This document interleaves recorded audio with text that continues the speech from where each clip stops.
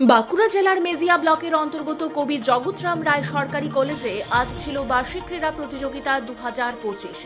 ছাত্রছাত্রীদের অংশগ্রহণ ছিল চোখে পড়ার মতো। বার্ষিক ক্রীড়ার উদ্বোধক ছিলেন কলেজের ভারপ্রাপ্ত অধ্যক্ষ অধ্যাপক অচিন্ত কুমার দাস। জাতীয় পতাকা উত্তোলন ও জাতীয় সঙ্গীতের মাধ্যমে আজকের ক্রীড়ার সূচনা হয়।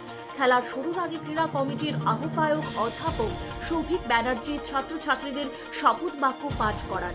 কলেজের ক্রীড়া কমিটির আহ্বায়ক অধ্যাপক সৌভিক ব্যানার্জি সহ আহ্বায়ক অধ্যাপক প্রতিম বসাক সহ প্রত্যেক সদস্যের ভূমিকা ছিল গুরুত্বপূর্ণ। আজকের এই প্রতিযোগিতার প্রায় 12টি বিভাগ ছিল।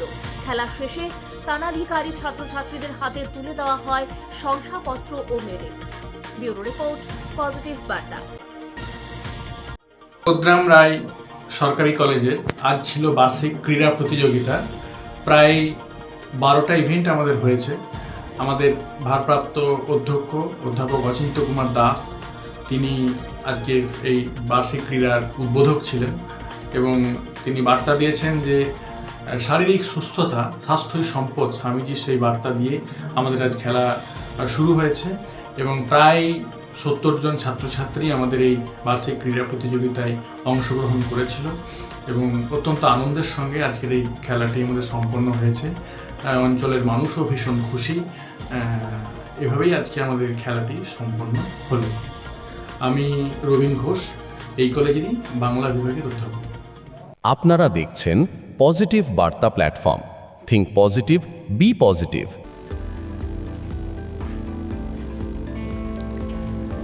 মেলা মানেই মিলন ক্ষেত্র, তেমনি পজিটিভ বার্তার উদ্যোগে শুরু হচ্ছে এক নতুন অধ্যায়, শান্তিনিকেতন মেলা।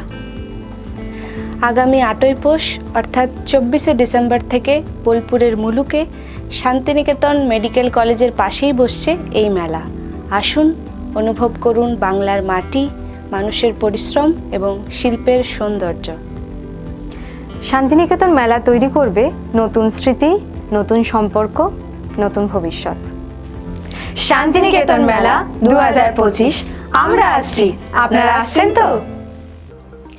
যারা দিনরাত নিজের সবটুকু দিয়ে রোগীর সেবা করে চলেছে, দুঃখী এবং হতাশাগ্রস্ত মানুষের পাশে এসে দাঁড়িয়েছে, আমাদেরকে বাঁচার জন্য নতুন শক্তি জুগিয়েছে, তিনি আর কেউ না, তিনি একজন চিকিৎসকই।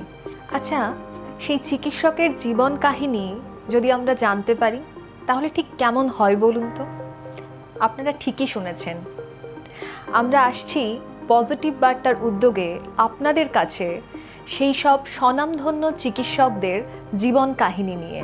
দেখতে চোখ রাখুন আমাদের পজিটিভ বার্তা ইউটিউব চ্যানেলে। নমস্কার।